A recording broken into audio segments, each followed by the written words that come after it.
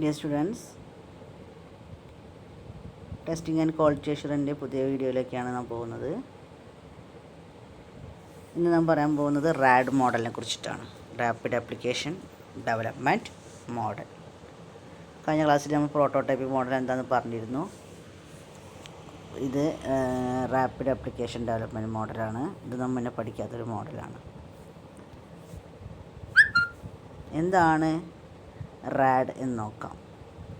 റാഡിൻ്റെ പ്രത്യേകത എന്ന് പറയുന്നത് കമ്മ്യൂണിക്കേഷനും പ്ലാനിങ്ങും ഒരു ടീം ചെയ്യുകയാണെങ്കിൽ മോഡലിംഗ് ഒരുപാട് ടീം ഒരേ സമയം ചെയ്യും. അതേ മോഡലിംഗ് തന്നെ ഒരുപാട് പേര് ഓരോ മോഡലിങ്ങിനനുസരിച്ചുള്ള കൺസ്ട്രക്ഷൻ ചെയ്യാൻ ഓരോ വ്യത്യസ്ത ടീമുകളുണ്ടായിരിക്കും. പിന്നെ ഈ കൺസ്ട്രക്ഷൻ കഴിഞ്ഞതിന് മൊത്തമായിട്ടുള്ള ഇൻ്റഗ്രേഷൻ വഴി ഡിപ്ലോയ്മെൻറ്റ് ചെയ്യലാണ് സ്റ്റേജ് എന്ന് പറയുന്നത്.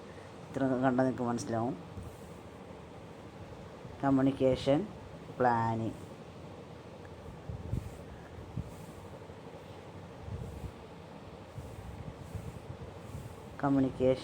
പ്ലാനിങ്.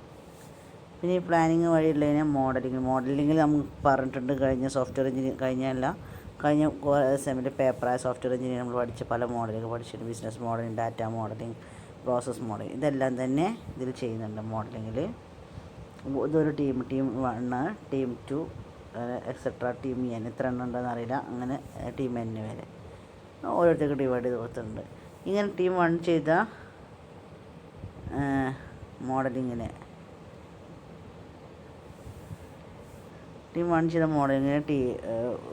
മാത്രം കൺസ്ട്രക്ഷൻ ചെയ്യും. കൺസ്ട്രക്ഷൻ കമ്പോണൻറ്റ് റീയൂസബിളാണോ ഒന്നും automatic reuse, automatic code generation, testing, ഇതെല്ലാം തന്നെ കൺസ്ട്രക്ഷൻ നടക്കുന്നതാണ്. അപ്പോൾ ടീം 1 തന്നെ ഒരു ടീം ചെയ്യും. അതുപോലെ അടുത്തത് ടീം 2 വേറെ ചെയ്യും. അങ്ങനെ ചെയ്ത മൊത്തമായിട്ടുള്ളതിനെ ഒരുമിച്ച് ചേർത്തിട്ട് ഡിപ്ലോയ്മെൻറ്റ് ചെയ്യും. ഡിപ്ലോയ്മെൻറ്റിൽ ഇൻ്റഗ്രേഷൻ വരെ എല്ലാം കൂടി കൂട്ടിച്ചേർക്കുക. ഇതുവരെയുള്ള കൺസ്ട്രക്ഷനിൽ കിട്ടിയ എല്ലാവരും കൂടി ഇൻ്റഗ്രേറ്റ് ചെയ്യുക. പിന്നെ ഡെലിവറി, ഫീഡ്ബാക്ക്, ഇത്രയും സംഭവങ്ങൾ റാഡ് മോഡലിൻ്റെ പ്രത്യേകത തന്നെ അതാണ്. കമ്മ്യൂണിക്കേഷനും പ്ലാനിങ്ങും ഒരു ടീമാണെങ്കിൽ മോഡലിങ്ങും കൺസ്ട്രക്ഷനിലും വ്യത്യസ്ത ടീമുകൾ പങ്കെടുക്കും. അതാണ് അതിൻ്റെ പ്രത്യേകത എന്ന് പറയുന്നത്. Apple application model, the components of function are developed in parallel. This development box delivery and then assembly to working prototype. പറഞ്ഞ കാര്യം തന്നെയാണ്. They can only give the customer something to do so to provide feedback regarding the delivery and the return.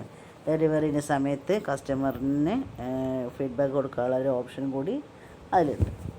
When use RAD model, എപ്പോഴാണ് RAD model use ചെയ്യുക?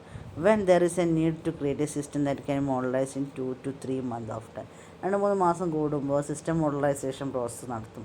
ആ സമയത്താണ് RAD model ആവശ്യം. അല്ലാതെ സാധാ ഒരു സോഫ്റ്റ്വെയർ ഡെവലപ്മെൻറ്റ് ചെയ്യുമ്പോൾ ഒരു സോഫ്റ്റ്വെയർ പ്രൊജക്റ്റ് ഡെവലപ്പ് ചെയ്യുന്ന സമയങ്ങളിൽ നമുക്ക് റാഡ് മോഡൽ യൂസ് ചെയ്യേണ്ടി വരാറില്ല. അതേസമയം ഈ ചെറിയൊരു ലൈഫ് സ്പാനിലാണ് റാഡ് മോഡൽ യൂസ് ചെയ്യുക. സിസ്റ്റം അപ്ഡേഷൻ പോലുള്ള മോഡലൈസേഷൻ പ്രോസസ്സുകൾ നടക്കുമ്പോഴാണ് 2-3 മന്ത് സമയത്തേക്കൊക്കെ ആയിട്ടാണ് ഈ ഒരു റാഡ് മോഡൽ യൂസ് ചെയ്യാറ്. When resources with business knowledge are available there is a need to provide the system in a short span of time. അപ്പോൾ എന്താണ് business knowledge, resources with business knowledge available ആയ സമയങ്ങളിൽ അപ്പോഴും തന്നെ സിസ്റ്റത്തിന് short life span provide ചെയ്യാൻ വേണ്ടിയിട്ടൊക്കെയാണ് ഈ RAD model use ചെയ്യാറ്.